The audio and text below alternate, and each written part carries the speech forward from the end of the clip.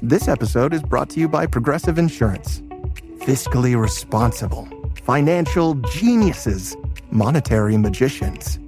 These are things people say about drivers who switch their car insurance to Progressive and save hundreds. Visit progressive.com to see if you could save.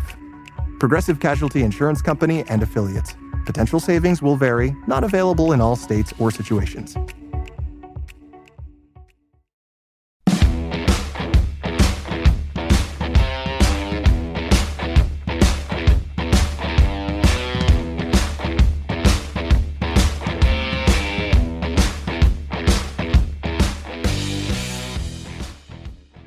Olá pessoal, bem-vindos a mais um episódio de Mil Crimes. Eu sou a Bruna e comigo está a Jéssica. Oi, Jéssica. Olá pessoal, como vocês estão?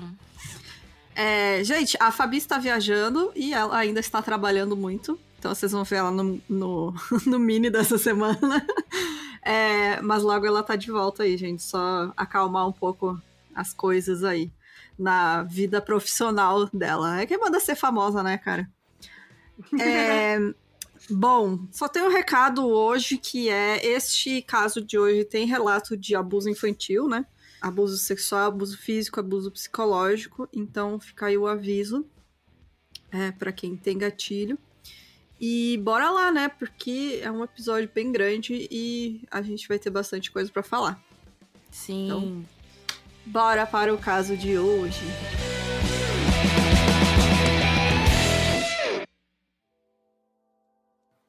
O Marcus Dallon Wesson, ele nasceu em 22 de agosto de 1946 no Kansas. Ele era o mais velho dos 4 filhos do Benjamin e da Carrie Wesson. Ele foi criado como membro da Igreja Adventista do Sétimo Dia. A mãe dele era uma fanática religiosa e forçava ele a enxergar absolutamente tudo através da Bíblia desde muito pequeno. Ele era obrigado a frequentar a igreja todos os sábados, sem exceção, e por vezes era agredido com a Bíblia quando se recusava a ir aos cultos ou queria brincar ao invés de ler as parábolas durante horas e horas seguidas em casa. Ou seja, né, não podia nem ser criança. Sim. Então, ele queria ser criança e apanhava com a Bíblia, olha só. Que coisa, né? A mãe dele escrevia suas próprias interpretações infantis da Bíblia e ensinava às crianças. Então... Mas aí até que eu acho normal, não de agressão, gente. Mas sim, interpretações infantis, né? Porque a Bíblia, gente, se a gente pensar bem, é bem violentinho. Não é pra bem criança. Violente. Não é pra criança. Não é mais 18. Eu tinha... mas tinha Bíblia Bíblia infantil, Bíblia infantil. Eu tinha aqueles livrinhos que era tipo historinhas da Bíblia, daí tinha lá... a Arca de Noé. Eram uns negócios tipo as parábolazinhas. Tinha o que eu mais gostava era o da ovelhinha, né, do pastor, porque as ovelhinhas eram muito bonitinhas, os desenhos delas, daí eu gostava de ver. Mano, eu lembro inclusive até hoje, quando eu comecei a ler a Bíblia normal, tava na primeira comunhão e tem aquelas aulinhas, né? Uhum. Aí eu cheguei um dia revoltada, falando: olha, ontem eu tava lendo a Bíblia e tava lá que o Adão tinha mais de uma mulher. Aí minha professora falou assim, né? Orientadora, não lembro, né? Falou Catequista. Assim, catequista, obrigada. A catequista. Como assim mais de uma mulher? Ele só teve Eva? Não, teve mais de uma mulher. E aconteceu mais de uma vez. Ele teve umas 2 mulheres. Aí ela, chocada, ela falou assim: onde que você leu? Eu falei: eu até marquei aqui, ó. E Adão conheceu sua esposa.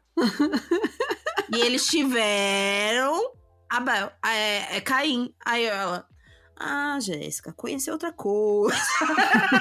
Porque pra mim, toda vez que aparecia que Adão conheceu sua esposa, ele tava conhecendo uma mulher diferente. Ai, que gente, a cabeça da criança dando nó. Sim. É que nem aquele vídeo que... Gente, eu acho tão engraçado daquele cara, o pastor, que ele come a mulher do fiel dele porque ele diz que tá na igreja. Na igreja não, na Bíblia. E daí o repórter pede pra ele ler e ele lê errado o negócio.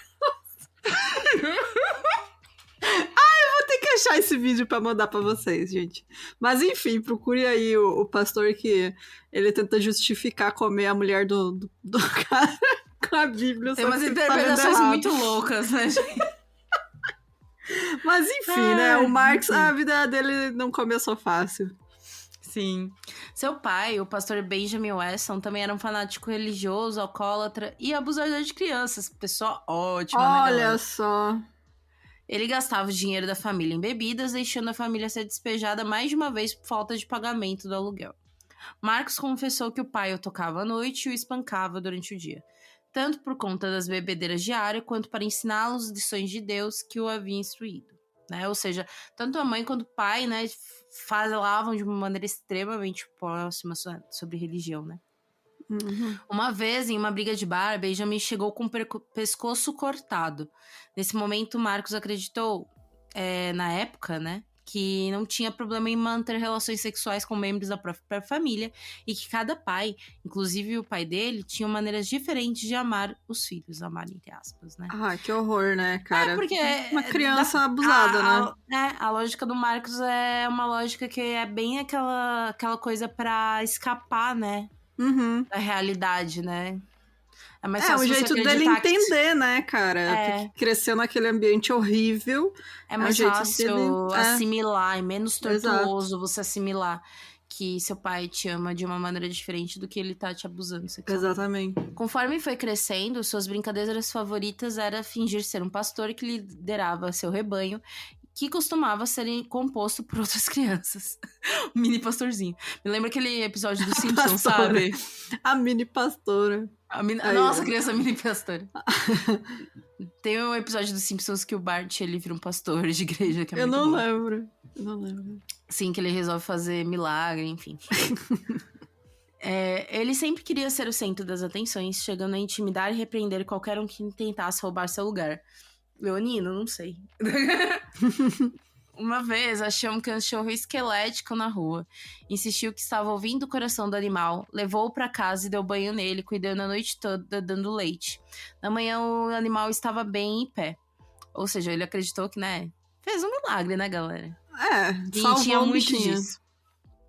Ele tinha muito disso, de acreditar que ele conseguia ministrar essas coisas, sabe? De fazer pequenos milagres.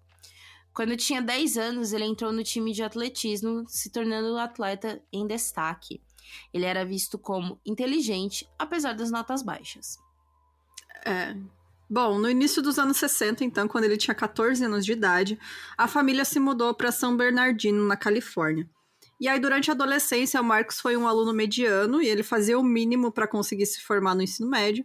E aos poucos, ele que era muito quieto no início da adolescência, mostrou que era teimoso e tinha fortes opiniões, inclusive sobre a sua visão enquanto cristão, que iam contra as da igreja que ele frequentava. Na época, ele chegou a falar com os amigos que era a favor da poligamia e que sonhava em ter várias esposas. Era um adolescente que chamava atenção por seu porte físico alto e corpulento, sempre vestindo terno e gravata. Cara, ele já andava igual pastor, né? Sim, o que era fazer ele meio que também ser quase excluído, sabe? Alvo de bullying, né? E ele também não saía muito com os amigos, ele ia direto pra igreja, ele não fazia muita coisa, sabe? Era meio chatinho. Sim. Bom, ele abandonou o colégio no último ano e se alistou no exército em 66, e aí serviu como motorista de ambulância por 2 anos durante a Guerra do Vietnã. Isso aí fode com a cabeça de qualquer um, né, cara? Sim, gente. Horrível. Porque por mais que ele não esteja em combate, se ele tá é motorista. Mano. Se ele é motorista de ambulância, ele tá resgatando soldados. Uhum. E os estados que você vai pegar os soldados não são dos melhores. Nossa, né? você vai pegar só os traumáticos mesmo. Uhum. 2 anos depois, ele recebeu uma dispensa honrosa do exército e voltou a morar com seus pais. E aí foi estudar numa universidade comunitária em São José. Enquanto ele esteve longe de casa, alguns primos e a sua avó paterna foram morar com sua família, fazendo com que a casa pequena estivesse cheia. Seu pai e um sobrinho que veio morar na casa começaram a se relacionar, fazendo com que o pai do Marcos largasse a família e comprasse uma pequena casa para morar com seu então namorado. Gente, isso aqui é um picolé de limão, né? Sim. Pelo amor de Deus, gente, que isso? Imagina, você recebe o mano na tua casa, de repente. O que está acontecendo, né? O sobrinho.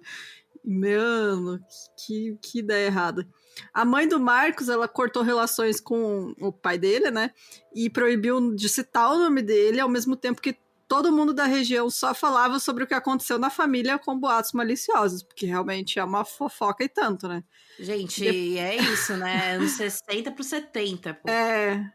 Tipo, sabe? Eu acho que o que mais me choca é a pessoa ser da família, sabe? Sim. E, tipo, pra mim, isso é muito doido. Depois de menos de um ano, devido a fofocas e outras coisas, né? O Marcos, então, desistiu da faculdade. Após seu retorno em 68, né?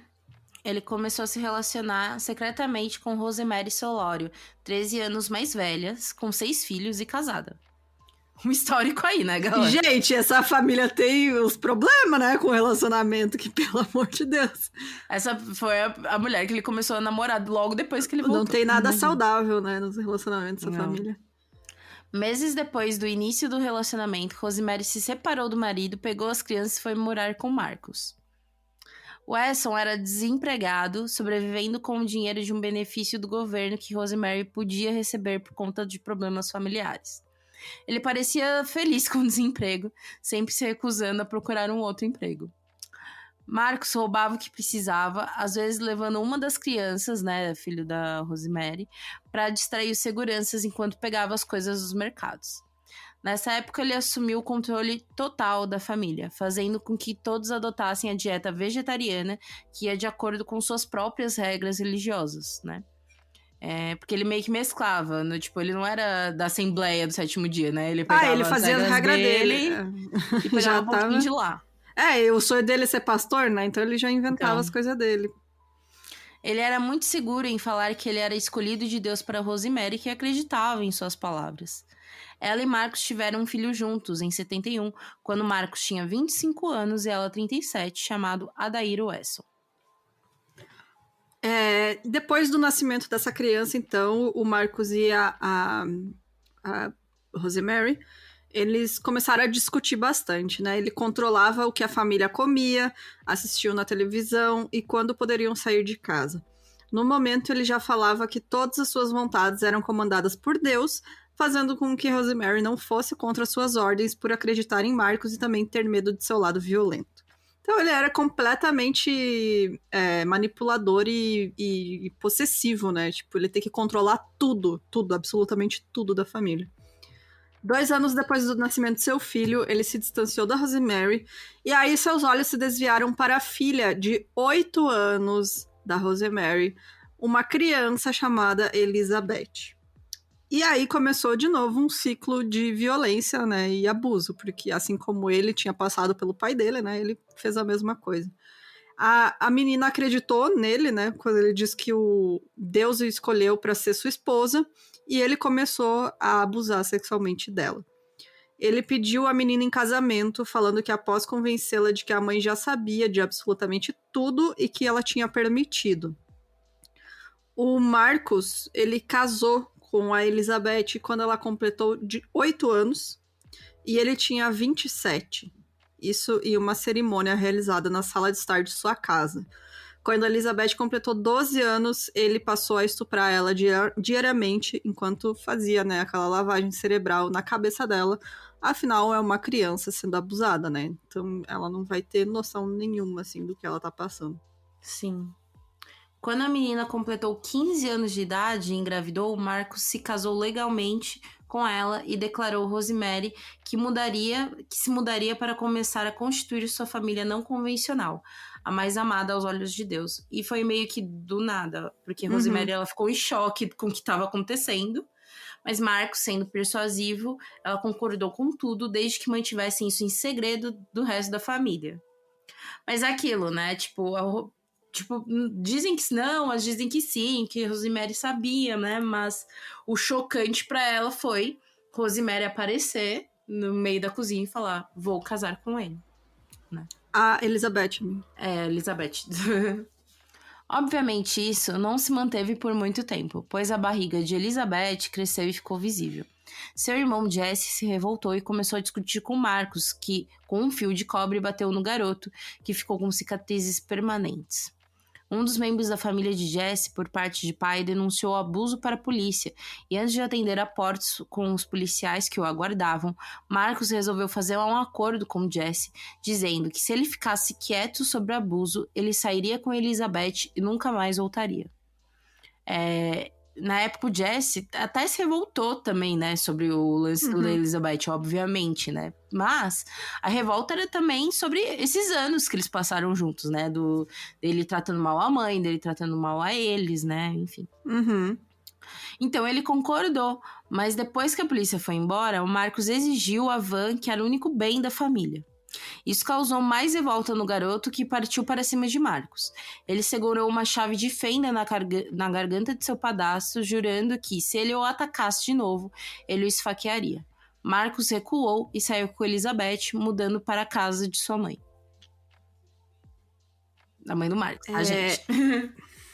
Pra variar, né? Ele era muito controlador com a Elizabeth. Obviamente, porque este homem... O que ele pensa de mulher, né? Que é isso aí, a mulher tá aí pra ser abusada e ser controlada. Mas, ao mesmo tempo, ele seguia as regras da mãe dele, né? Afinal, mãe é mãe. A mãe dele não gostava que o Marcos não trabalhasse e expulsou ele junto com a esposa, né? E o neto que acabava de nascer. Ele e a Elizabeth mudaram para uma casa próxima e aí ele cortou os cabelos e começou a trabalhar num banco. E nessa época, a Elizabeth deu à luz a outro filho e 2 meninas, e seu 5º filho morreu durante o parto. O Marcos não tolerava choro e mandava Elizabeth disciplinar batendo nas crianças. Isso, crianças, bebês com menos de 2 meses. Que só chora, porque é um bebê, é o que ele sabe fazer. Não sabe expressar, né? Não vai falar. Porra, ele sente qualquer coisa, ele vai chorar, porque é um bebê. O seu humor só piorava e ele ficava muito frustrado no trabalho, criticando as regras né, e que ele tinha que seguir, aí que ele queria sair de lá. E em 77, aos 31 anos, o Marcos largou o emprego e voltou para o Seguro Social. Ele começou a levar a família todos os sábados para a igreja, como a mãe dele, mas com suas próprias interpretações, né, da Bíblia e do que era a família. Então, tipo, dá pra ver que ele não tolera ter nada que seja... Eu não sei como é que ele ficou tanto tempo no exército, né? Sim. Mas, tipo, que seja regrado, né? Que tenha regras sobre ele. É ele que tem que ditar as regras, e não o contrário. Talvez né? o exército seja um local de homens, né? Pode ser, né? Pode ser isso. Que aí tem essa questão de masculinidade envolvida, né? Que aí ele respeita, né? Uma vez, quando eu estava com a família na igreja, vi uma jovem de 16 anos grávida chamada Ilabelle, que tinha fugido de casa por causa da gravidez. Ela viu em Marcos alguém em quem confiar, que ouviu a garota durante horas. Com o passar do tempo, ele fez revelações à garota dizendo seus ideais, dizendo que era um profeta escolhido por Deus. Quando ele aconselhou ela a cortar o contato com o pai do bebê e seus pais, ela obedeceu. Ou seja, ele devia ter uma lábia manipuladora. Ele sabia falar, né, cara? E fora que é isso, né? Foi pra cima de uma menina grávida de 16 anos, que uma estava abandonada, né? pela família, né? Sem amparo nenhum, né? Ilabelle, na época, morava sozinha e se viu completamente dependente emocional de Marcos. Em dezembro de 79, meses depois do nascimento do bebê, ele disse que amava a garota, iniciando um relacionamento sexual. Elizabeth descobriu e não gostou, e falou que não aceitava ficar em segundo plano. Ele falou que isso nunca aconteceria, pois ela era a prioridade dele. Ela fez ele prometer que nunca engravidaria Ilabelle e Marcos prometeu que só faria um sexo oral. E o acordo continuou durante anos. É muito surreal, né, cara? Dá pra ver como ela é uma mulher abusada, né? Porque, Sim. tipo, pra ela isso não é sexo, né? Tipo, sim. Então, tudo bem. Até porque os abusos sexuais dele, né? Como deu pra perceber, tipo... Ele começa a entender que penetração que é o sexo, né? Então... Verdade. É o que ele aprendeu, né? E é doido também. Doido não, né? É óbvio que ele vai atrás de meninas jovens, adolescentes e crianças, né? Porque as mulheres adultas com quem ele se relacionou não duram muito tempo, né? Porque ele percebe que é justamente mais fácil de manipular e de conseguir controlar uma criança e uma adolescente, né? Que não tem Tá toda a vulnerabilidade ali, né? maturidade. Exato. Em 1980, Elizabeth, com 21 anos, deu à luz a outro filho de Marcos, tendo então 5 filhos. 21 anos, gente. Ela teve 5 filhos. E ele também era muito novo, né? Quando ele Sim. começou essas doideiras dele. Tipo, eu realmente não sabia que ele começou tão novo assim. Tão novo, sim. Não é aqueles casos daqueles caras que só os partidos 40 anos começam. Né? Exato. No final dos anos 80, o seu segundo filho abriu a porta do carro em movimento e caiu na estrada. E um caminhão atropelou o garoto. Tipo, foi grave mesmo. Tipo, a roda chegou a passar pelo garoto, mas ele ficou entre os eixos, sabe? Uhum. Marcos foi socorrer seu filho, chorou pelo menino no hospital e ele saiu sem nenhum ferimento grave, né? Isso fez com que Marcos citasse o acidente como um milagre, sendo um sinal de bênção de Deus sobre ele e a família. Elizabeth teve mais 2 filhos, entre 80 e 82. E aí, em 82, ele convidou a Ilabelle para ser sua segunda esposa e também serva de Elizabeth, né? Acho que meio como um modo pra Elizabeth aceitar, né? Era um acordo, porque... Tipo, ela não vai ser igual a você, ela vai ser inferior, né? Foi a maneira que a Elizabeth falou, né? Que ele falou assim, e você vai ser minha prioridade. Como que ele vai mostrar isso, né? Uhum, ela vai te obedecer, ela vai te ajudar em casa, enfim, né? E ele justificou tudo isso dizendo que era um pedido de Deus, é claro, né? Uhum. A Ilabelle, ela se sentiu inferior a Elizabeth, então ela discordou e recusou a oferta, mas ela continuava emocionalmente dependente dele. Um ano depois, ela terminou o relacionamento com ele, comprou um carro e deixou a Califórnia sem se despedir do Marcos. Escapou. Que bom. Que bom pra ela, cara. Tipo, nossa, muito foda isso, né? É muito difícil conseguir sair de uma situação assim, ela conseguiu. E aí deve ter sido um negócio de impulso, assim, né? Uhum. Se ela tivesse pensado muito, ela não tinha feito, né? Por causa do medo. Sim. Então, realmente é um negócio de impulso. O Marcos ficou muito ressentido e ele culpou a sociedade por não conseguir sua fantasia de ter várias esposas, olha só. O que fez isolar ainda mais a própria família dele. Porque ele falou assim que se a Elizabeth não aceitou, é porque ela estava sendo influenciada pela sociedade. Entendeu? Ele nem culpava, né? Elizabeth, ele falava, a Elizabeth pensa desse jeito porque tá sendo influenciada pela sociedade. Então, o que a gente tem que fazer é se isolar. E aí, com cheques de seguro social, empréstimos de bancos, ele conseguiu comprar terras em um local remoto no alto das montanhas de Santa Cruz. E aí, né, que a gente vê que ele completou o círculo ali de seita, né? Uhum. Que é, tipo, você isolar completamente, né, os seus seguidores e quem você quer controlar, porque você isola fisicamente eles em um local, porque aí eles vão ter mais difícil acesso ao mundo exterior e é mais fácil você controlar eles. É mais difícil de aí questionarem. As 9 pessoas da família moravam em uma casa pré-fabricada no terreno, e aí, por não pagar a hipoteca, em menos de um ano, a casa e a terra foram retomadas.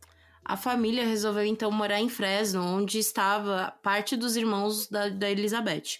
Inclusive, agora moravam próximo ao Rosemary, né, a primeira esposa dele, mãe da Elizabeth, que cuidava do primeiro filho de Marcos.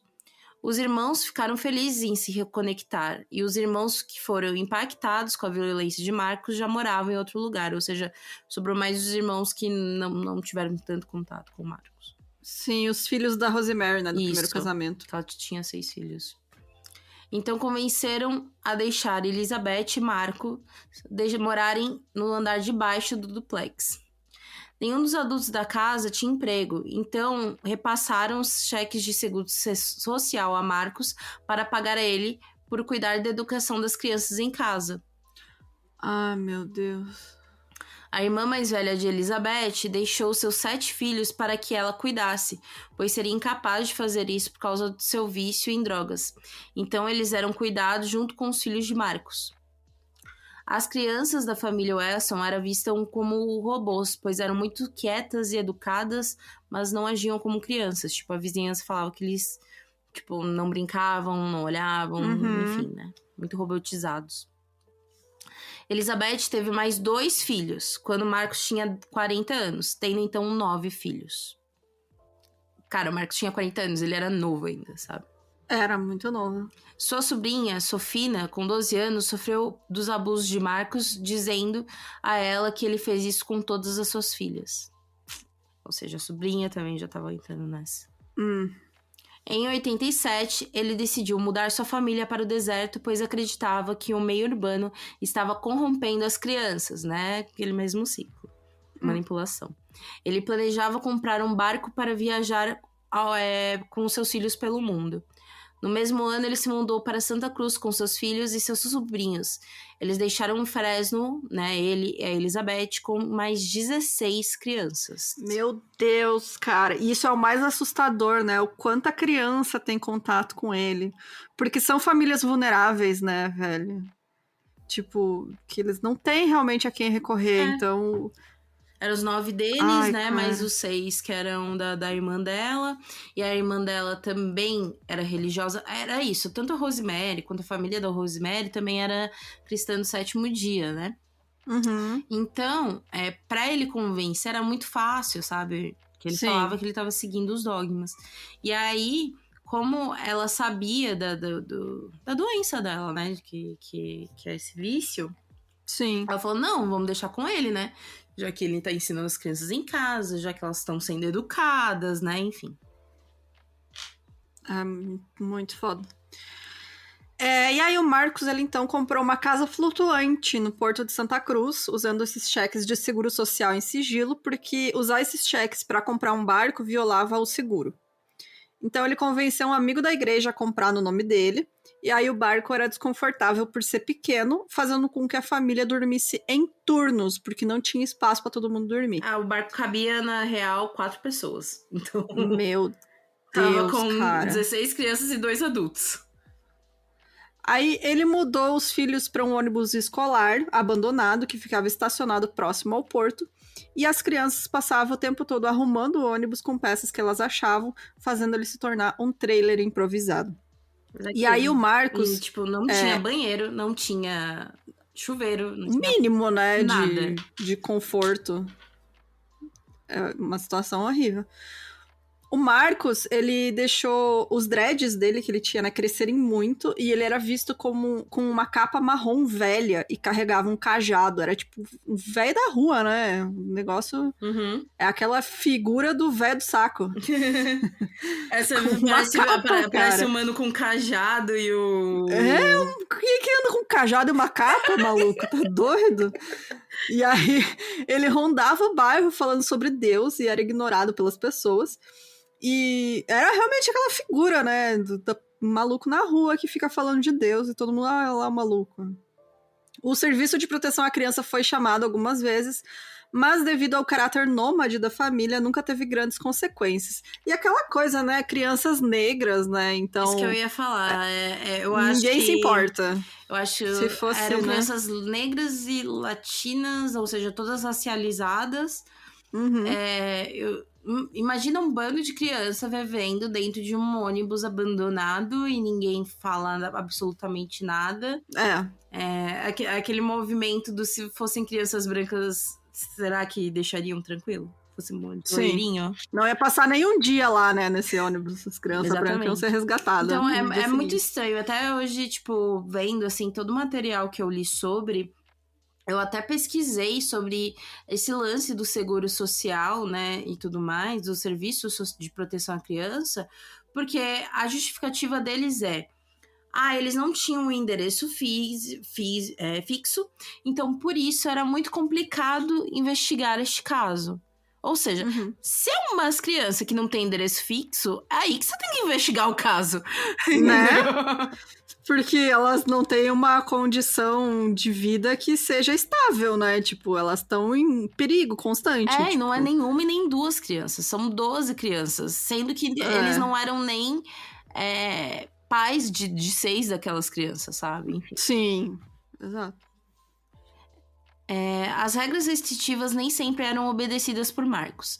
Enquanto a família tinha que seguir a dieta vegetariana, ele comia carne em restaurantes, muitas vezes colocando as refeições na mesa e mandando as crianças mergulharem no lixo. Cara, ótimo. Entendeu? Tipo, as crianças só comem alface, eu vou meter um bifão aqui, e aí... Mano, não, nem alface, né? Manda pegar o resto do lixo, Sim. repolho podre, sei lá, e ele comendo bife. A vizinhança reclamava da família, né? Porque também, né, tem esse lance de, tipo, mãe de criança negra morrendo de fome, enfim. Uhum. Eles pediam muitas coisas e tudo mais. E os restaurantes fast food da região reclamavam que eles tomavam banho nos banheiros públicos e entupiam as pias. Porque, né, eles não tinham nem banheiro. As crianças pegavam material reciclado. Eles sobreviviam com auxílio-refeição e vale-refeição, né? Normalmente dado pelo governo. Wesson nunca teve um emprego fixo. Ele vivia de previdência social e seus filhos adultos que trabalhavam lhe davam todos os seus ganhos. Ou seja, Lavagem folgado cerebral, ainda. né? É. Folgado. Depois de um ano vivendo no barco, imagina um ano vivendo nesse caos. Gente. Marcos, em 88, fez um acordo com um proprietário de terra próximo a Santa Cruz, nas montanhas. Lá eles acamparam sobre a barraca do exército. Nessa época, ele começou a ser investigado sobre os gastos dos programas sociais que estavam sendo indevidos, né? Porque, tipo, tem regras, né, pra você gastar esse dinheiro. Você não pode gastar com qualquer coisa, né? Exatamente. E até então, tipo, depende do terreno, depende da casa, tem que ser uma casa popular. E ele tava, tipo, falando pra esse cara que ele ia parcelar, sabe? Então ele todo mês dava pra esse senhor um valor X pra usar o terreno. Nessa época também foi revisionado pelo órgão de proteção à criança. Ou seja, tava a justiça em geral indo pra cima dele. Ele então mudou o visual, usando o terno, enquanto frequentava a justiça, né? Cortou o cabelo e tal. E dá pra ver que é de propósito, né? Essa visual dele de parecer malucão e tal, andar com cajado e não sei o que. É tipo, pra parecer uma figura emblemática, né? Meio que, é um profeta falando. Exato. Porque ele sabe que se ele aparecer assim... profeta. Se ele aparecer assim lá na frente do juiz, o juiz vai mandar prender ele, sabe? Tipo, Sim. você não nem tomar banho e quer cuidar de criança. Ele argumentou que sua casa era o seu barco. E por isso era ok o que ele fez, né? De ter comprado o barco como moradia. Mas descobriram o acampamento de Santa Cruz. Tudo isso ao mesmo tempo. Em 89, o Wesson foi condenado por fraude de bem-estar e perjúrio em 3 meses de prisão e 5 anos de condicional. A partir desse momento, ele decidiu que não assinava mais nenhum documento, pois queria se afastar nos documentos legais. Nessa época, inclusive, a esposa dele começa a assinar tudo, né? No nome dela. Em 92, o filho mais velho dele fez 18 anos. Então, Marcos ordenou que ele fizesse um seguro social para bancar o acampamento da família. Nossa, cara. E esses 18 anos inteiros sendo manipulado e abusado, né? Então, como é que ele vai escapar disso, né? E aí, nesse acampamento, longe da sociedade, sua perversão sexual aumentou. O Marcos, ele se imaginava o líder de uma nova religião baseada no cristianismo e, adivinha só, ninguém nunca vai adivinhar, cara. Surreal! É muito aleatório, né? Parece que ele girou uma roleta e escolheu um assunto, gente. Porque cristianismo e vampirismo. Parece adolescente, né? Que descobriu Anne Rice no contexto dos anos 90. É muito doido. Tem um livro sobre este caso, que é do autor Monte Francis, e chama Pela Mão do Seu Pai. E ele fala que o incesto era uma grande parte dessa nova religião, obviamente, né? Porque a gente já sabe que ele já cometia esse tipo de abuso. Então, as vítimas eram todas de seu próprio sangue, seus filhos ou netos que ele gerou com suas filhas e sobrinhas.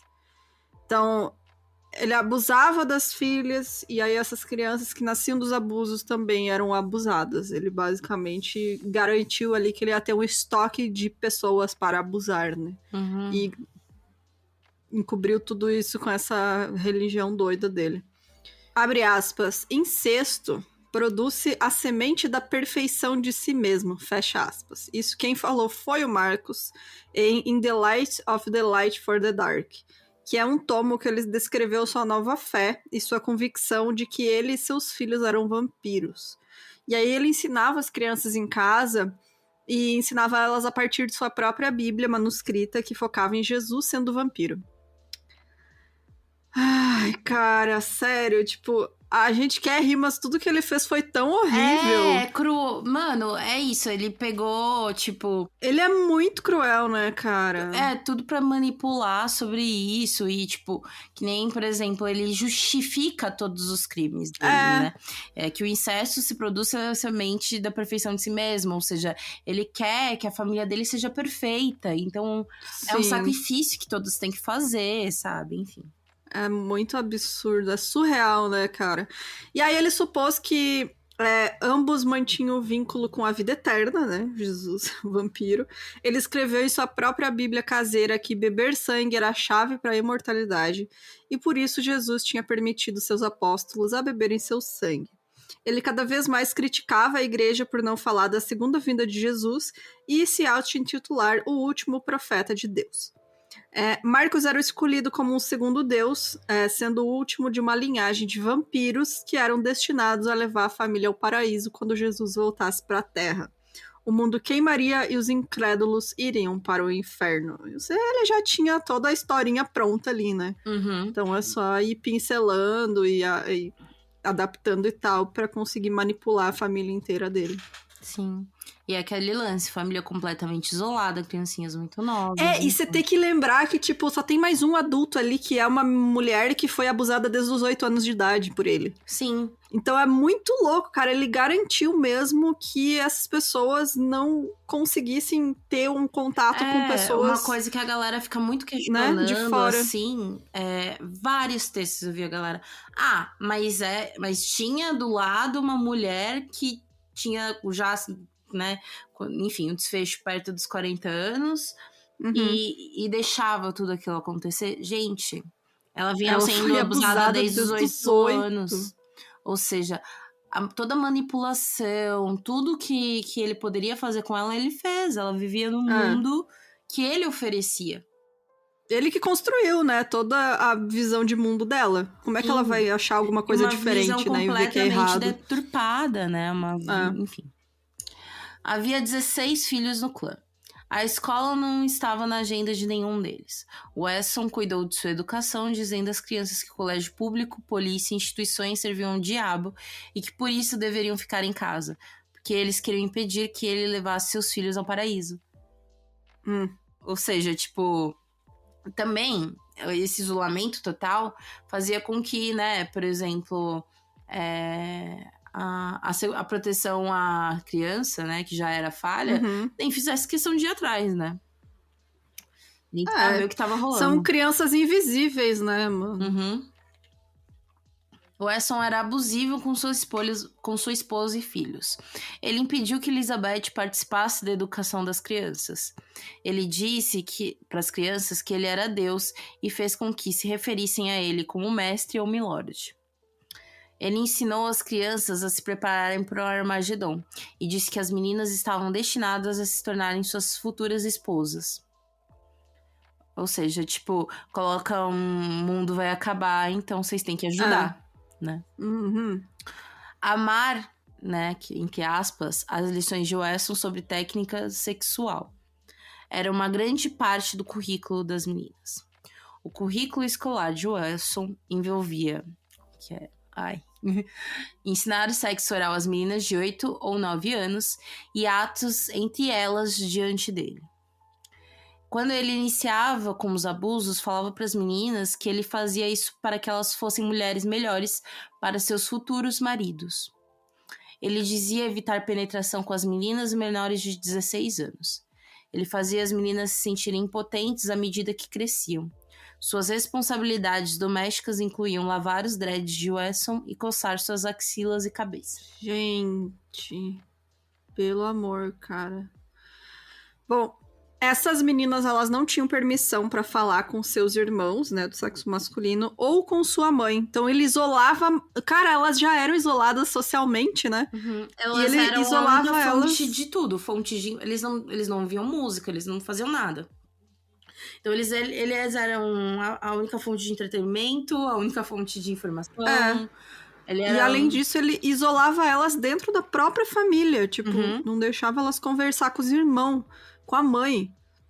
A justificativa pra isso era que assim elas evitariam ter sentimentos sexuais por eles ou por outros homens. Aí você vê como é doentio essa visão dele, né? Uhum. Que ele acha que ele é tão simples pra ele o abuso dentro da própria família que ele acha que qualquer pessoa vai ter esses sentimentos, né, dentro da família, que tipo...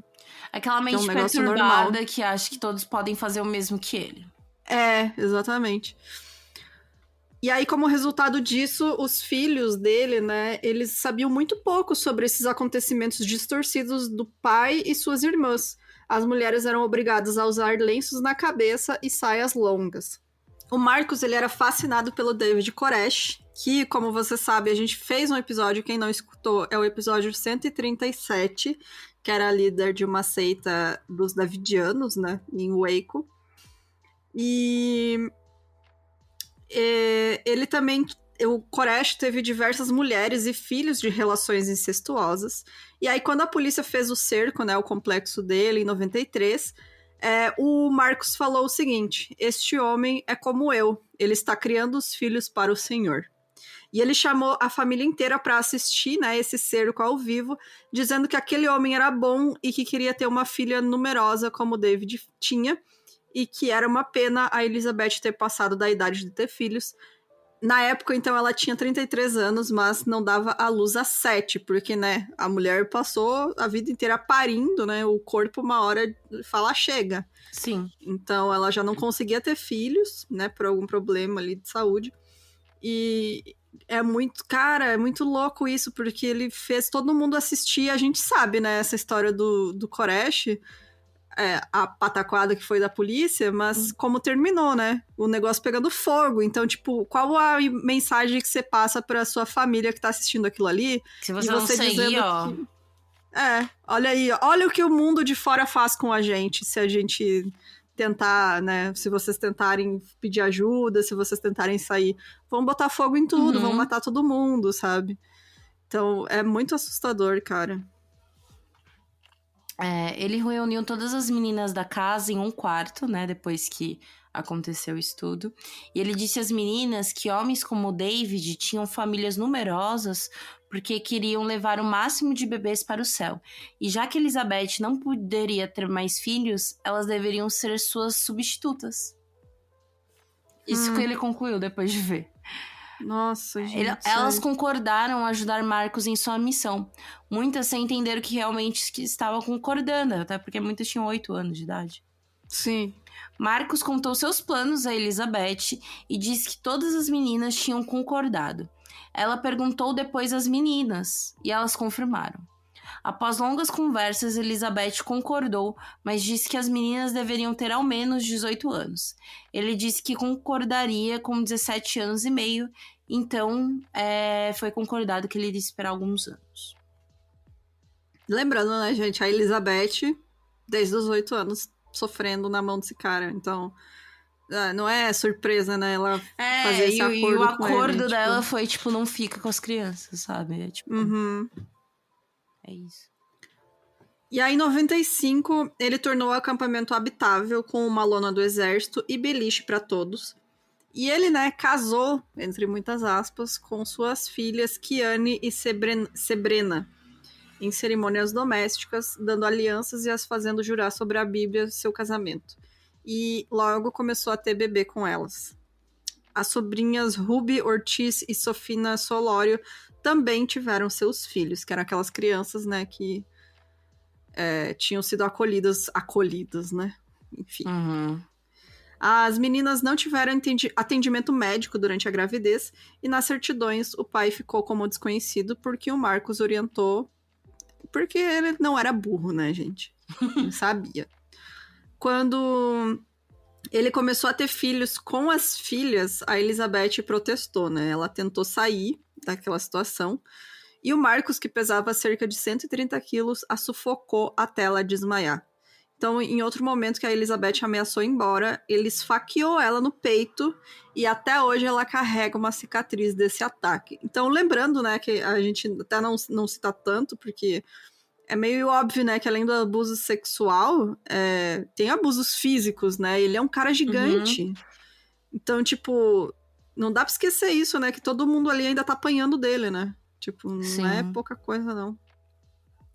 A Brandy, uma das suas sobrinhas mais velhas, conseguiu contato com sua mãe, que inicialmente achava que onde ela estava era o melhor lugar que ela poderia estar.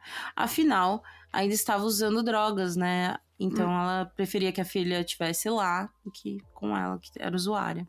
Ela sabia que após os bebês nascerem, a Brandy, né, sabia que após os bebês nascerem, provavelmente ela seria o próximo alvo de Marcos, né? Afinal, foram as mais novas, então ela mais velha ia logo depois. Depois de chorar e falar que não aguentava mais, ela, a mãe da Brandy, com relutância, foi buscar a menina.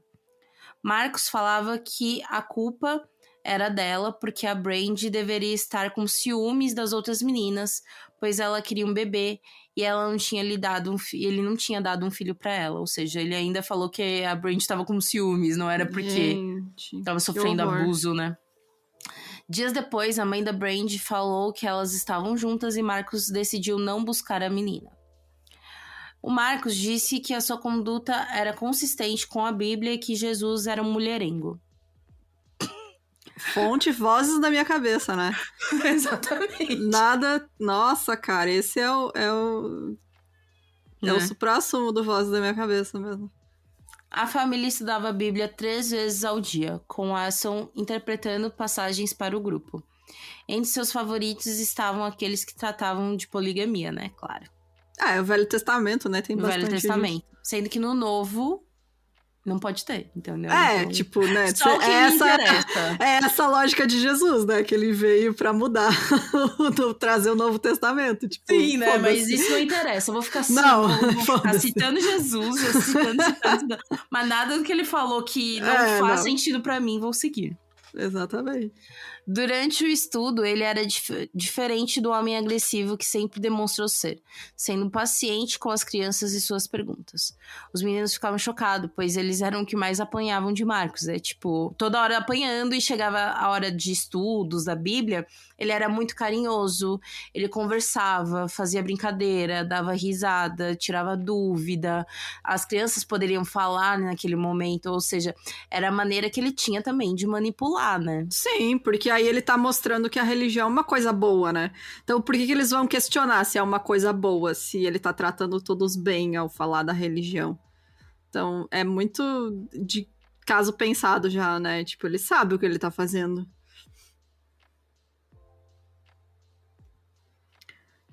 Todos foram ensinados que estavam seguros apenas quando estavam em casa com ele, mas ao mesmo tempo eles eram espancados, né, sem piedade.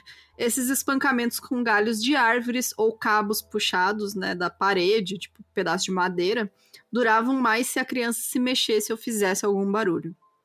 O Adrian, que era uma das crianças, né, da família, disse o seguinte: ele era o meu pai, ele era Deus, eu tinha medo mortal dele. Houve momentos em criança em que eu não conseguia falar, quando defecava nas calças, quando não conseguia andar por uma semana, porque as surras eram tão ruins. Ele disse na época que sabia que ser espancado por 2 horas, porque pediu pra mãe pra baixar a janela do carro, era tudo menos normal. Então, apesar, né, de toda essa manipulação, a criança sente que aquele ambiente não é normal, sabe? Tipo, porque, né... mas na época ele achava, né? Então. Sim. Mas eles ficam com aquele sentimento, né? De tipo, tem alguma coisa errada, só que eles não sabem o que é, né? Porque eles não têm esse discernimento. Então, é muito foda isso, né, cara? Ele punia até os bebês. Em um momento, ele espancou seu filho de 1 mês. 1 mês. Meu Deus, cara. Filho de Elizabeth, até suas pernas sangrarem, porque o bebê não parava de chorar. Mano. Quando tinha idade suficiente, as meninas arranjavam empregos fora de casa para sustentar o clã. Wesson manteve as crianças sob controle através do medo e da violência. Ele ofereceu sermões que diziam que nada era mais importante do que manter a família unida, nem mesmo a própria vida.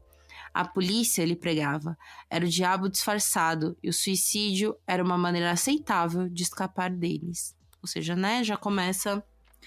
aquela ideia de seita, né? Tipo, já começa a plantar a sementinha ali, ó, de que, tipo, se tudo der errado, se alguma coisa acontecer, você morrer é melhor do que ser pego. Afinal, a proteção à criança, os colégios, a polícia, é o diabo. É o capeta. Em 97, ele foi despejado mais uma vez. Né? Na época, inclusive, foi despejado desse terreno, né, que eles estavam, porque o filho do dono, o dono morreu, o filho não quis continuar com o acordo, né? Então, sim. Que era acordo de boca. Sim. Agora, a família com 20 membros e Marcos com 51 anos estavam passando apuros financeiros. Decidiu deixar os mais velhos saírem para trabalhar. Eles foram instruídos a ganhar dinheiro para Marcos nos primeiros 2 anos. Depois disso, eles não foram obrigados a voltar e mandavam o que recebiam. Ou seja, tipo, pelo menos 2 já foram, entendeu? E eles, obviamente, aceitaram esse acordo, né? Né? Imagina, eles... é isso ou voltar, né? Então, é melhor mandar o dinheiro do que ele vir atrás. Em busca de emprego, então, ele mudou com a família novamente para Fresno. Então, ele disse às suas 3 esposas mais novas, e Sabrina também, né, que precisavam trabalhar. E aí elas foram contratadas por um McDonald's da região.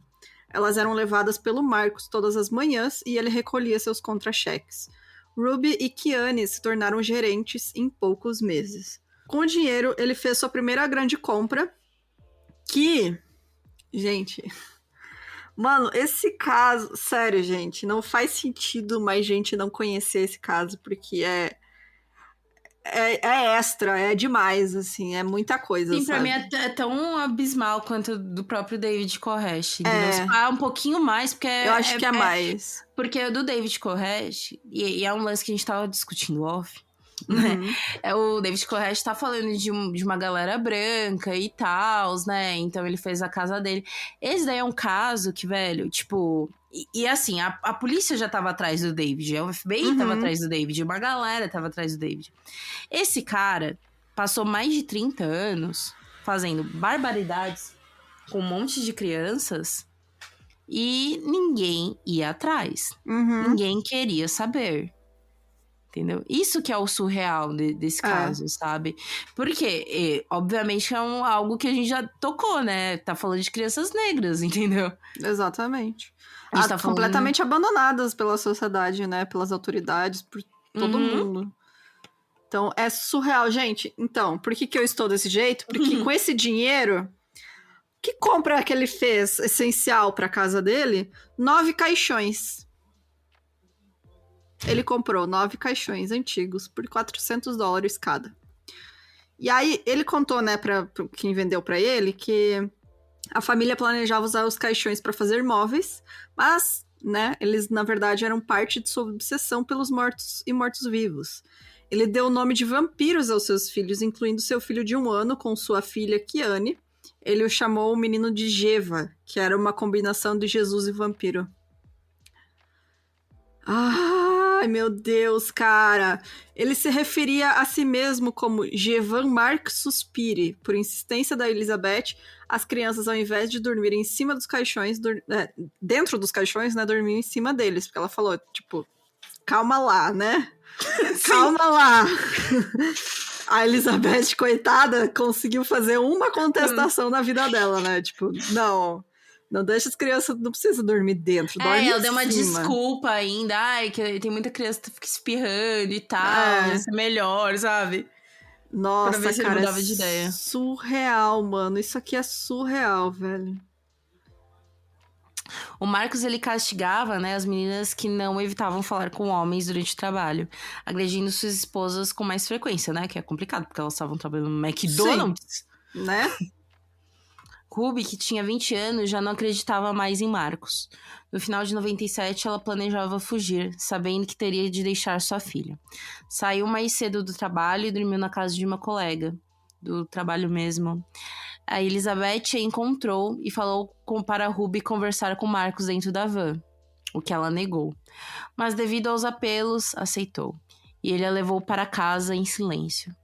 Chegando no duplex, ele ficou trancado com ela 12 horas, a fazendo prometer que ela não fugiria, o que ela não prometeu. Então, ele deu um soco no topo da cabeça, onde não deixaria marcas, né? Porque ele não é burro. Imagina, né? A menina ia trabalhar no McDonald's com o olho roxo. Pra ele era interessante, né? Ela alegava ter uma família própria, então foi espancada por 10 noites seguidas, onde ela não conseguia sentar ou dormir. Marcos alegava que a cidade tinha corrompido as jovens, então queria morar novamente no mar. Olha, elas estão tentando fugir. O que será que aconteceu, né? Foi a sociedade. É, É o foi contato com a sociedade. É. Pior que foi mesmo, né? Que elas perceberam que, tipo, A vida não era aquele lixo. não é aquele horror, não é esse pesadelo, sabe? Bom, ele viajou com a família para Marshall, na Califórnia, onde comprou um barco velho ancorado que era grande e cabia a toda a família. O Marcos arranjou emprego para 6 mulheres da família e um dos mais velhos, né, dos meninos, no centro de convenções da cidade. E todos os dias, às 5 da manhã, as crianças remavam para a praia no escuro. As mulheres trabalhavam em um turno de 10 horas. Ele pedia detalhes sobre o trabalho para ter certeza que nenhuma delas estava dando atenção a homens. Um dia, quando a família estava fora do barco, a Ruby ela remou até a praia em um bote e pegou carona. Ela ficou com amigos, depois foi para casa de sua mãe e falou que o Marcos era o pai do bebê e também contou das agressões. A mãe falou que ela escolheu casar com ele aos 17 anos e que ela deveria arcar com as consequências. Gente, pelo amor de Deus. A galera, eu acho que ela... É aquele misto também de religião, talvez tá presa em religião. A mãe dela achar que o Marcos deveria cuidar bem mais dela e que foi uma escolha que ela fez, né? Porque ele é isso, você casou com 17 anos, você já não é mais criança, então é isso. Ela saiu e falou com seu meio-irmão e a Elizabeth apareceu para convencer ela a voltar. A Ruby concordou em encontrar Marcos em uma lanchonete, mas apenas para se despedir. Nisso, ele deixou a filha dela uns dias com ela, mas quando ele foi novamente buscar, ela não aguentou ficar longe e voltou com ele novamente. Que, afinal, isso aí foi né? chantagem, né? Tipo, ele foi lá e falou assim, ó... Você quer sua filha? Eu vou ficar aí uns dias com ela, entendeu? Aí voltou, falou, agora me dá de novo. E obviamente ela não vai querer, né? Porque não vai deixar, ainda mais que ela sabe o que acontece com a criança, né? Que o destino dessa criança vai ser de abuso também, igual o dela. Então, tipo, pelo menos ela quer estar por perto. Enquanto Elizabeth e Marcos estavam no barco, Sofina e os mais velhos controlavam o local. Eles avistaram vans brancas na praia e logo lembraram de Marcos falando que havia agentes querendo separar a família. Sofina reuniu as crianças no convés, pegou a pistola de calibre 22 para cumprir o pacto que seu pai tinha falado que eles teriam que encontrar o Senhor. Sofina percebeu ali que não poderia seguir o plano sem Marcos. Então o irmão mais velho dela voltou falando que as vans não eram do governo. Mano... Só de ela ver as vans, ela já tava disposta a matar todas as crianças. Exatamente. E tipo assim, o irmão dela foi tentar ir num telefone público. Ficava pra chamar ele, vans, né? Porque elas falaram assim, a gente não pode fazer isso sem ele. Chegou lá e ele viu que era, tipo, sei lá, van de limpeza, sabe? Qualquer outra coisa. Da prefeitura, né? Sei lá. Então, era isso. Sofina, agora com 24 anos, se apaixonou por um colega de trabalho. Ela falou a Marcos que beijou outro rapaz, falando que queria ir embora. Marcos concordou a levar ela para a casa da tia dela, em San José. Entrando na van, ela foi acusada de cometer vários pecados. Depois de meia hora, ele pisou no freio e foi embora, dizendo que ela jamais iria embora. Nossa, todo um psicológico, né? Que fazia fudido. E perguntou se ela amava o senhor. E nisso, esfaqueou seu peito, fazendo a garota desmaiar. Ela acordou e ele perguntou se ela queria ver Deus, e ela negou. Depois de recuperar em casa, né, porque obviamente ele não ia levar a menina pra recuperar no hospital da facada, ela recebeu tratamento de silêncio pela família por cerca de 2 anos. Ou seja, ela já não poderia falar com ninguém, ficou 2 anos sem falar com a própria família. Meu Deus, cara. Bom, em 99... a família foi despejada dos barcos, fazendo eles voltarem a Fresno para viver no duplex de novo. A Ruby também se apaixonou por um colega de trabalho e resolveu fugir, e mesmo com a filha, né, ficando com a família. Ela ligou algumas semanas depois dizendo para Elizabeth que estava tudo bem, mas o Marcos pegou o telefone e exigiu que ela voltasse, e ela disse que nunca mais ia voltar. A Ruby conheceu e se apaixonou por um homem com quem ela trabalhou, teve um filho com ele, mas ela ainda ansiava pelo outro filho que ela deixou lá com ela, né? Com a família. Que se chamava Aviv. A Sofina também tinha ideações suicidas e somente um colega de trabalho apoiava ela, né? Tipo, era a única pessoa que ela conseguia falar. Então, as suas irmãs denunciaram ter visto a Sofina conversando com outro homem e ela foi agredida pelo Marcos. Novamente, falou pra ele que ela queria ir embora e como ele achava que ela poderia estar influenciando negativamente as outras meninas, ele concordou em ela ter um pouco mais de liberdade, mas com regras. A Sofina concordou em morar com a mãe e enviar seu salário inteiro nos 2 primeiros anos. A essa o altura, acordo parecido que ele tinha feito com os meninos, com os né? outros meninos, né, mais velhos. Então, a essa altura, ela estava grávida de Milton, que era esse colega. Então, ela decidiu confessar ele no dia seguinte. Ele perguntou se podia ficar com a criança.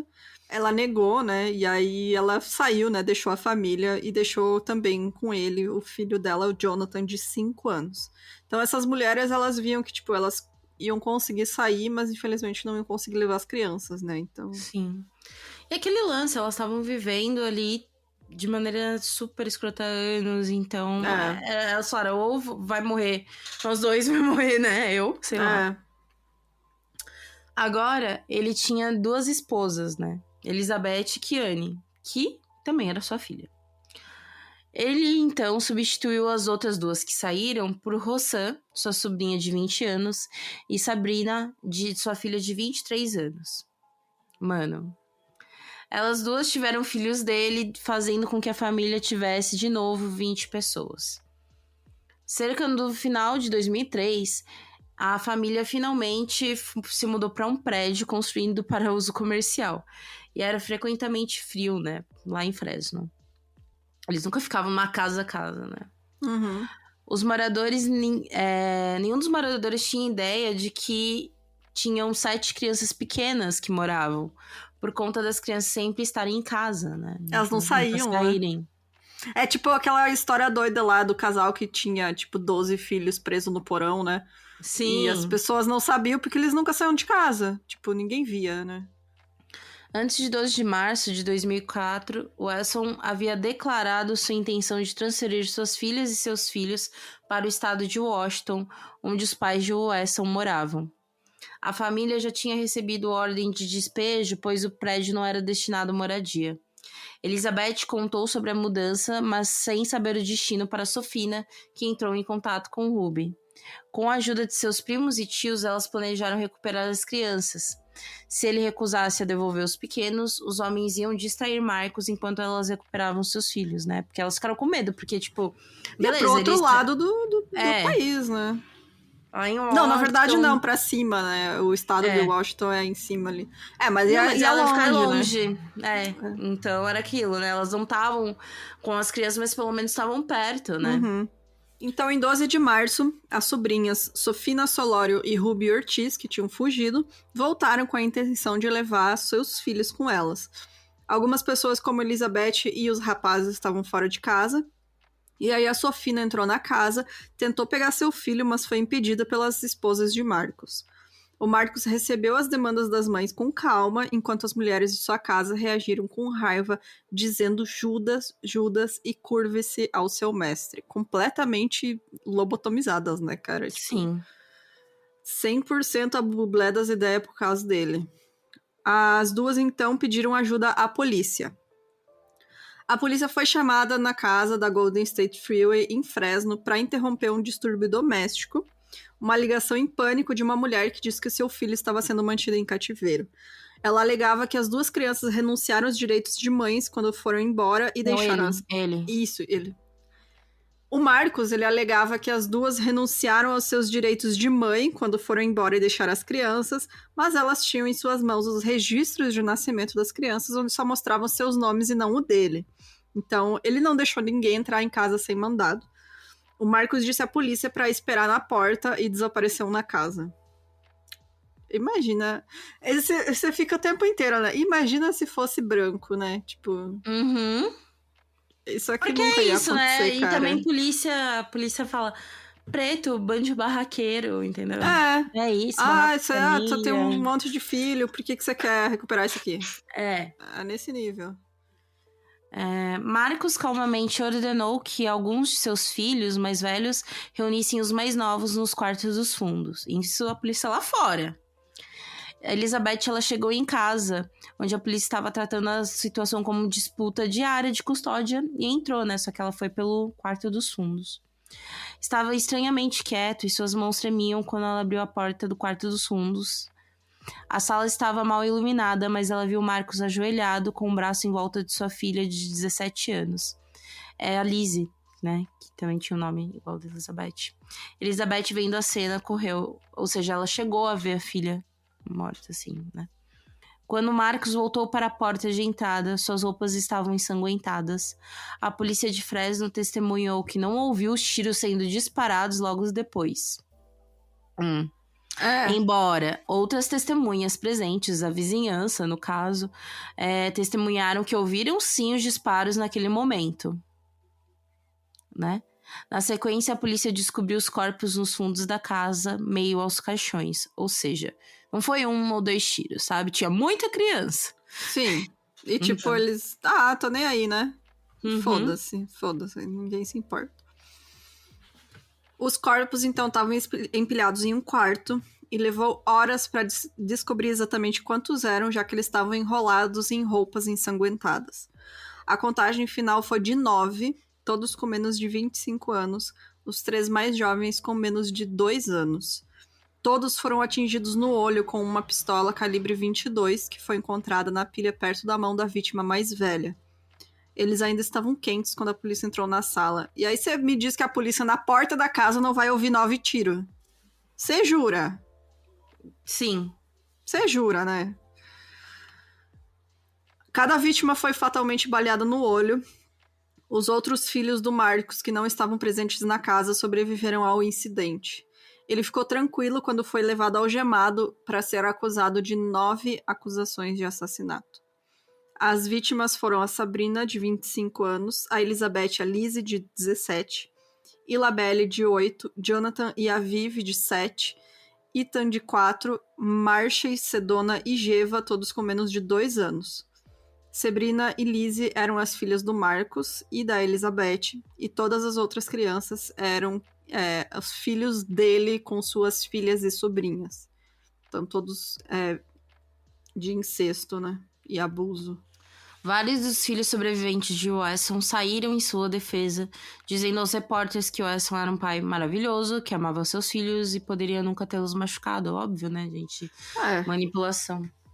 Os filhos do Marcos negaram na época que seu pai fosse um líder de seita, dizendo que ele era um bom pai e que a família havia sido criada como adventista do 7º dia. Inclusive, isso ele falava muito para as crianças quando perguntavam a religião. Porque é bem mais fácil você falar que ele fosse adventista do 7º dia do que, sei lá, não, meu pai criou uma religião que Jesus era um vampiro. É vampiro, é isso. Porra.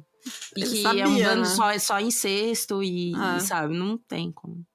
No julgamento de Marcos, a promotora era a vice-procuradora-chefe do distrito Lisa Gamoya. Wesson foi representado pelos defensores públicos Peter Jones e Ralph Torres. Ele não prestou depoimento em seu julgamento, que começou em junho de 2005. Seus advogados tentaram levantar dúvidas de que ele havia puxado o gatilho. Os filhos de Marcos sofreram uma lavagem cerebral tão grande que acreditavam que o suicídio era melhor do que se separar deles. Então era isso, né? A defesa falando que, na verdade, a filha Sabrina, de 25 anos, que matou, cometeu os assassinatos, inclusive do seu próprio filho Marshall, e depois cometeu o suicídio. A arma do crime, uma pistola de calibre 22, foi encontrada no seu corpo e o DNA de Sabrina foi encontrado na arma, o que deu a credibilidade à afirmação de Marcos. Mas é aquilo, né? Ele não atirou, mas, porra, foi ele que manipulou. É igual o Jim Jones, né? Ele não fez todo mundo tomar o suquinho com veneno, mas fez, né? Tipo... Exato. Não é assim, né, gente? Pelo amor de Deus. O júri, então, obviamente não acreditou, né, e considerou o Marcos como culpado das 9 acusações de assassinato e 14 acusações de estupro e abuso sexual, presumivelmente descobrindo que ele tinha persuadido seus filhos a entrar em um pacto de suicídio. E aí ele foi sentenciado. A sentença, né, que ele iria enfrentar era de morte. Tipo, o júri entendeu que é o seguinte, se ele criou esse pacto de suicídio, e ele foi a grande cabeça, né, por trás desse pacto de suicídio, então a morte tá nas mãos dele, entendeu? Exatamente. Ele manipulou tudo até chegar nesse ponto, né? Então a culpa é sua. Não interessa se você puxou o gatilho ou não, né? Ele foi condenado, então, por 9 acusações de assassinato em primeiro grau, em 17 de junho de 2005, e também considerado culpado por 14 acusações de estupro forçado e abuso sexual de 7 de suas filhas e sobrinhas. Ele foi condenado à morte em 27 de junho de 2005 e atualmente está na prisão estadual de San Quentin, onde ele perdeu peso, aparou o cabelo, né, e está esperando a sua sentença. Nos meses após os assassinatos, a esposa e os filhos do Marcos continuaram a expressar seu apoio a ele, e lentamente, porém, o tempo e a distância trouxeram consciência e tristeza, porque você cortou o cordão ali, né, umbilical, você cortou a fonte de toda essa manipulação que eles tinham. Então, aos poucos, um contato com o mundo, né, e convivendo com outras pessoas, e superando, tentando tratar esse trauma, né, que eles tiveram durante toda a vida, eles vão percebendo aos pouquinhos, né, do que realmente aconteceu. No começo, durante o julgamento, eles culpavam a Sabrina. Que foi a Sabrina que matou. Que quis ir lá, né? Tipo, foda. Durante o julgamento, Elizabeth foi questionada do porquê ela nunca ter relatado os abusos que via. Isso daí é uma constante, inclusive. Você vê, sei lá, alguns textos, podcasts bem tendenciosos. Mano, ela é vítima também, né, cara? Falando não que tem a essa. Sabrina, a Elizabeth deixou, não deixou, sabe? Ela Uma foi das vítima suas de filhas, grooming. né, saiu em sua defesa dizendo: ela estava com meu pai desde os 8 anos de idade, disse a Kiane. Então eu senti que ela estava praticamente, você sabe, presa na mesma coisa. Então, tipo, é isso. A filha dela nunca culpou, por exemplo, ela porque ela também sofreu a mesma coisa, sabe? Exatamente. Ela sabe como funcionavam as coisas. Os filhos de Wesson agora falam de maneira imparcial sobre serem espancados quando crianças por fazerem coisas como morder uma colher extra de manteiga de amendoim, fazer uma pergunta ou simplesmente ter a vibração errada. Alicia Sófios, que era uma repórter local que na época achou interessante aquelas crianças que defendiam o pai, que estavam numa lavagem cerebral. Ela viu, além dos exteriores robóticos, e sabia que as crianças, né, Wesson, estavam sofrendo.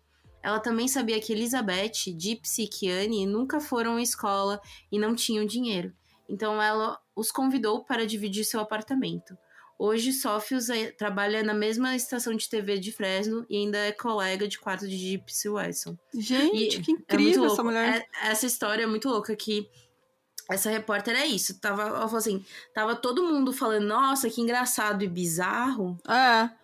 Só que ela falou assim, cara, essas crianças nunca foram pro colégio, né? Elas nunca tiveram uma adolescência, nunca tiveram nada, né? Então, e aí ela começou a conversar justamente com essas 3 meninas, com a Elizabeth, com a Elizabeth, né, que não era mais menina, era a mãe delas, a Gypsy e a Kiane. Ela começou a querer conversar e entender o que aconteceu.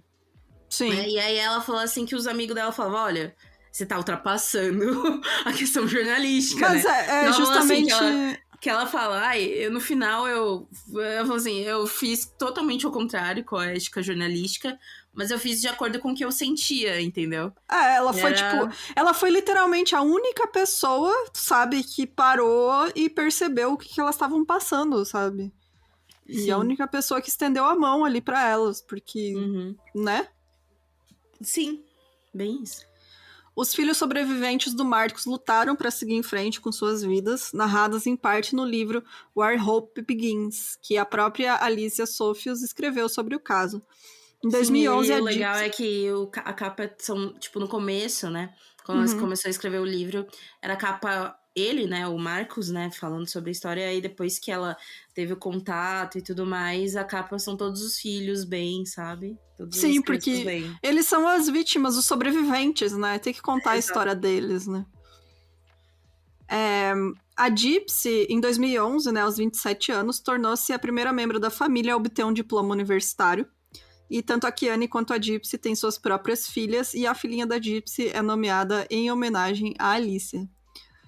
Fino Wesson e sua esposa têm 2 filhos, e mais um a caminho, e procurando uma maneira de homenagear as crianças assassinadas, ele decidiu se tornar um policial. A Elizabeth e as crianças não têm mais nenhum contato com Marcus, embora ele ainda viva em seus pesadelos.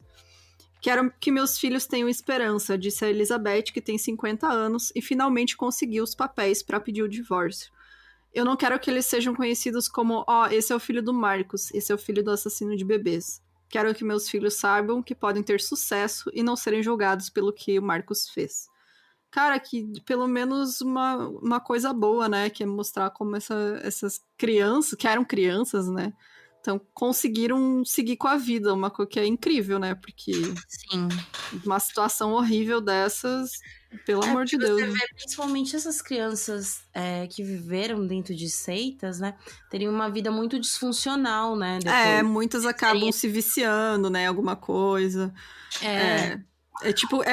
Acabam tendo comportamentos autodestrutivos, né? Porque Sim. é um trauma que você vai levar pro resto da vida. E acaba que eles se juntaram, tiveram voz pra isso, enfim, né? Tanto que o nome do livro é Where Hope Begins, entendeu? Tipo, onde a esperança começa. Então é bem isso. Ai, gente, é isso. É horroroso, mas pelo menos no fim dá um quentinho no coração, né? Que essas pessoas... Não, claro, né? A gente fica triste pelos que morreram, né? Pelos que foram assassinados, mas... Pelo menos, né, alguns conseguiram se livrar, né, e ter uma vida normal aí daí pra frente. Sim, gente. Então é isso, gente. Deixa aí seu comentário o que você achou desse caso. Se você já conhecia, eu conhecia, não todos os detalhes, mas eu conhecia, né, essa história. E é muito doido, né, mano, que realmente não é tão conhecido esse caso, tipo... eu conheci esse tão caso. Absurdo que é. Não lembro se foi um vídeo ou um podcast, enfim. Mas eu lembro que na época, hoje, por exemplo, quando eu fui pesquisar sobre o caso, eu entendi a Elizabeth, por exemplo. Porque a pessoa falou, ela não falava nada, ela tava de boa, ela tava tranquila. Não é isso, sabe? Ela era vítima, cara. Ela sofreu grooming, né? Inclusive, faremos episódios disso.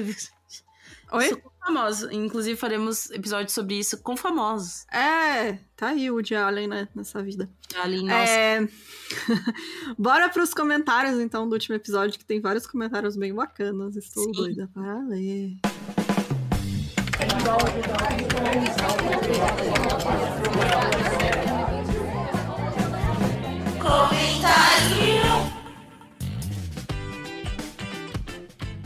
Então... os comentários. Eu vou começar com o da Lei. Um comentário incrível essa semana. Foi muito bacana, gente. Eu adoro quando vocês dão esses feedbacks, assim. E eu acho que é por causa disso também. É bem aqueles casos que a gente... já sei o que aconteceu, mas a gente não sabe o que aconteceu. Né? Exatamente. Porque é difícil você ver retalhos, assim, sabe? Quando você vai pesquisar, você vê uma notícia aqui, outra notícia ali, enfim. Lembrando que o episódio passado foi da Daniele Toledo. Então eu vou começar com o comentário da Ale Pellegrini. E ela falou assim, esclarecendo sobre o teste, né? Que a gente comentou aquele teste de droga, o Blue Test. Para identificação de drogas, esse é o preliminar que serve para o flagrante e geralmente é o menos específico e é feito na hora da apreensão. Aqueles que a gente vê tem aquele reality show do aeroporto, né? Sim. É o que eles usam para ver se reage porque isso é droga. Ele pode dar falso positivo para substâncias comuns ilícitas, por isso é necessário fazer um teste definitivo, e geralmente 2 tipos diferentes, para realmente caracterizar a substância. E aí, esse outro teste é feito em laboratório, com equipamentos com maior poder de resolução, e podem levar mais tempo, depende da demanda da perícia, e sim, tem muita demanda para esse tipo de teste. E aquela coisa, né, que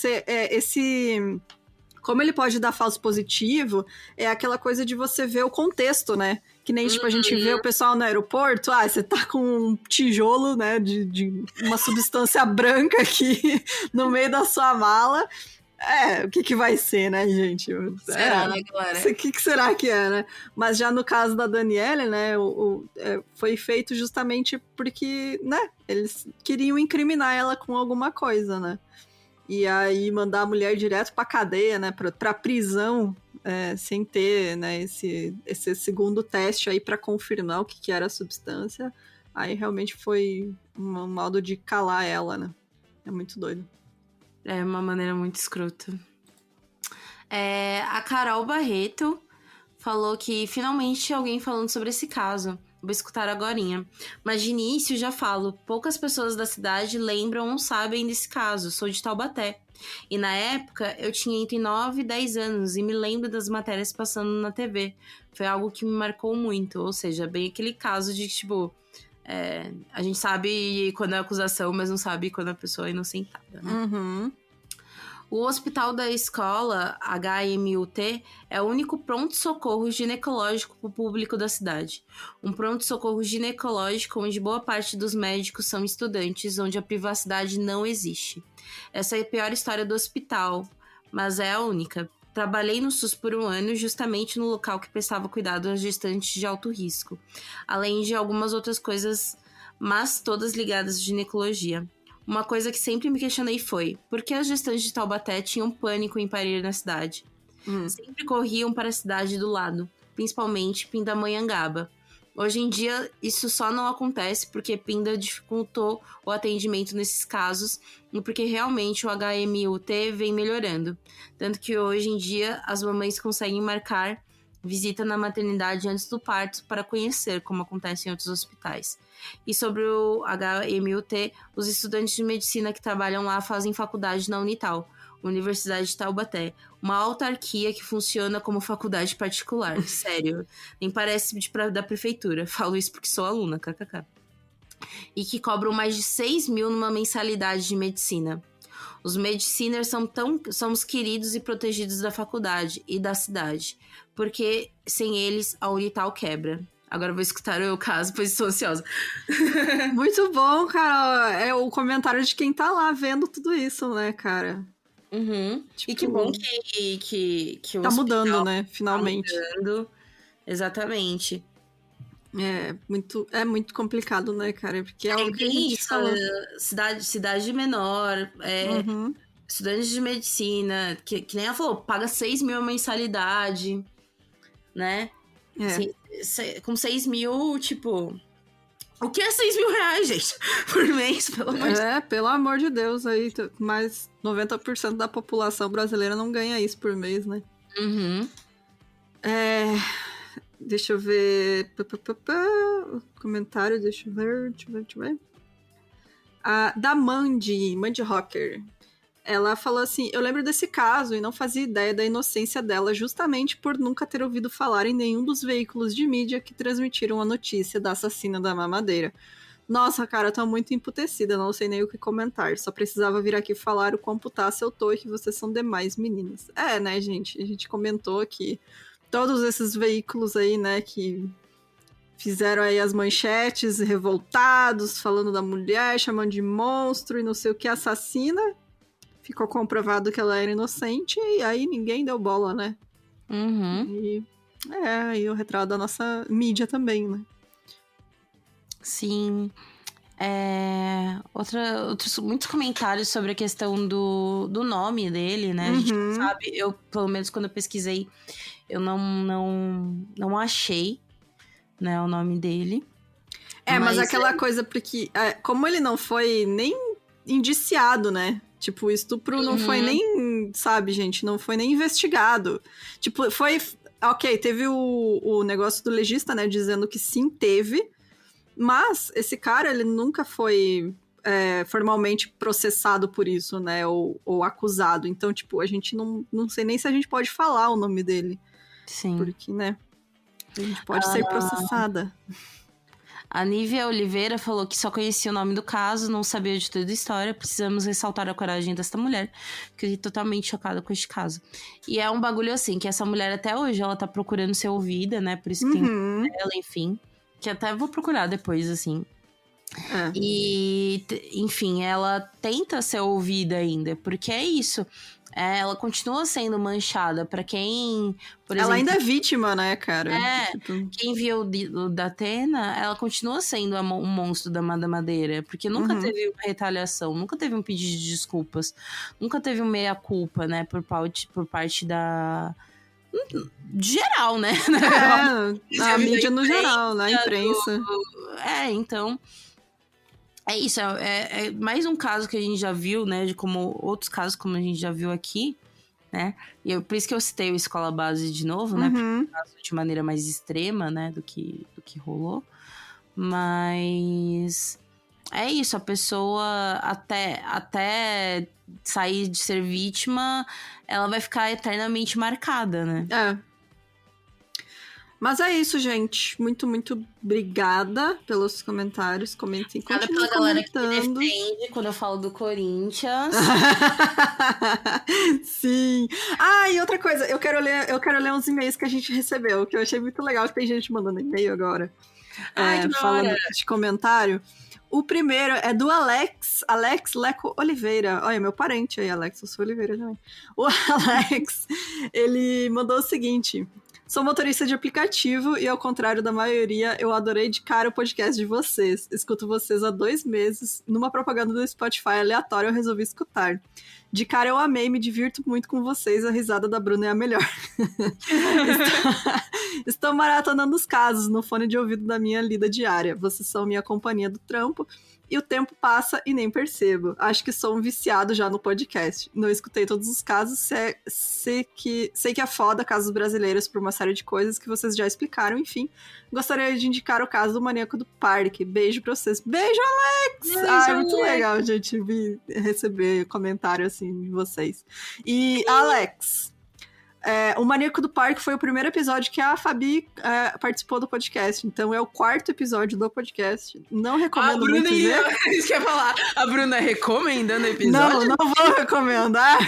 Porque a gente nem sabia muito bem o que estava fazendo naquela época. Mas tá aí, se tu quiser ouvir, um dia a gente vai refazer.